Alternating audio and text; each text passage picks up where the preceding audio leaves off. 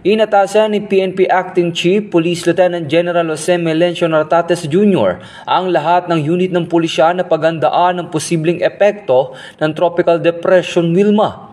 Ayon kay Police Lieutenant General Nartates, nakipag-ugnayan na ang PNP sa mga lokal na pamahalaan at concerned agency upang masiguro ang mabilis at epektibong pagtugon para sa kaligtasan ng publiko. Ayon pa kay Police Lieutenant General Nartates, na alerto na ang PNP personnel sa iba't ibang rehiyon at handa para sa preemptive evacuation, pati na ang prepositioning ng mobility at rescue assets. Tiniyak ni Police Lieutenant General Nartates na handa ang lahat ng gagamitan para sa emergency response habang hinikayat niya ang publiko na manatiling alerto, sundan ang opisyal na weather updates at makipagtulungan sa mga otoridad para sa kanilang kaligtasan.